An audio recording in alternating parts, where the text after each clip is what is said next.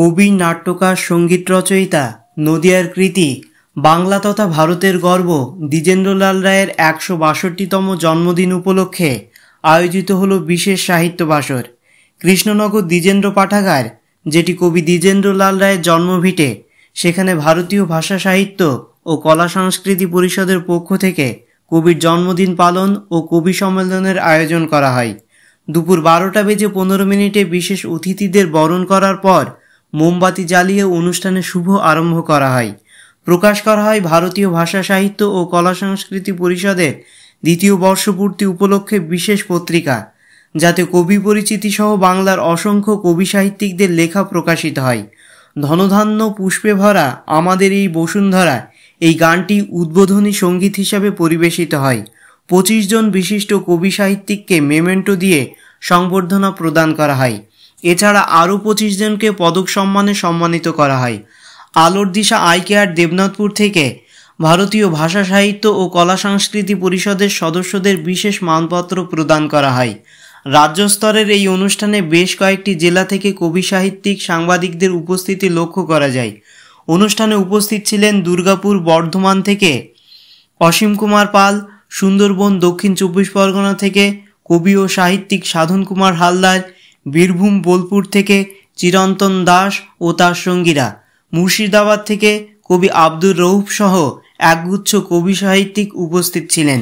এছাড়া রানাঘাট থেকে উপস্থিত ছিলেন শিল্পী ও কবি পর্ণা চক্রবর্তী, ভারতীয় ভাষা সাহিত্য ও কলা সংস্কৃতি পরিষদের প্রধান উপদেষ্টা দিলীপ কুমার মণ্ডল, বীরনগর থেকে কবি, সম্পাদিকা ও প্রকাশক মেঘছায়া সরকার, কল্যাণী দেবনাথ ও বিশিষ্ট কবি পঙ্কজ কুমার বিশ্বাস। এছাড়া কবিতা পাঠ করেন চাঁদের ঘাটের বিশিষ্ট কবি নিমাই চাঁদ বিশ্বাস, কবিতা পাঠ করেন কবি নাজনীনা সুলতানা, খুদেজা বেগম, হজরত আলী, কবি হান্নান বিশ্বাস সহ প্রায় ৮০ জন কবি সাহিত্যিক ও সাংবাদিক। দ্বিজেন্দ্রলাল রায়ের জন্মজয়ন্তী উপলক্ষে বিশেষ বক্তব্য প্রদান করেন দ্বিজেন্দ্র পাঠাগারের কর্মকর্তারা।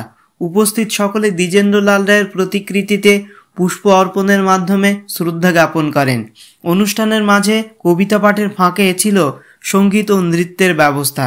দুপুর ১২:১৫ শুরু হয়ে অনুষ্ঠান চলে সন্ধ্যা পর্যন্ত, তাই সকলের জন্য ছিল আহারের ব্যবস্থা। দীর্ঘ অনুষ্ঠান হওয়ায় সঞ্চালনা করেন কবি সঞ্জয় কুমার ঘোষ, রোপণ সাহিত্য পত্রিকার সম্পাদক ফজলুর রহমান মণ্ডল, নবকাণ্ডারী পত্রিকার সম্পাদক অপূর্ব বিশ্বাস, ভারতীয় ভাষা সাহিত্য ও কলা সংস্কৃতি পরিষদের সম্পাদক তাপস কুমার চক্রবর্তী। সকলের উপস্থিতি এবং অংশগ্রহণে অনুষ্ঠানটি সাফল্যমণ্ডিত হয়ে। কৃষ্ণনগর থেকে ক্যামেরায় মোহিতোষ মজুমদারের সঙ্গে মিঠুন হালদারের রিপোর্ট, নবকাণ্ডারী নিউজ।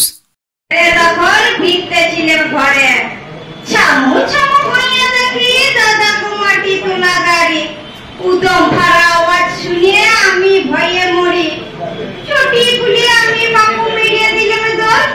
ভাবছে ওরা আমি হইলাম বিদেশি একজন, টুটি ফাটি চেচিনি বলি এবার থামো বাপু, ভর ভর ভর গুঙানিতে আমি হইলাম কাপু।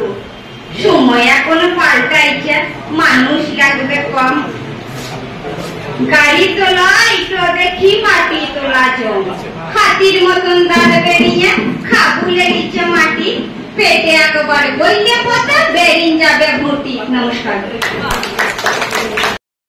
জেগে জেগে কথা বলে নীল আকাশ, উদাসী বাতাস, সাথে সাথে গান নিয়ে চলে মাটি জলে।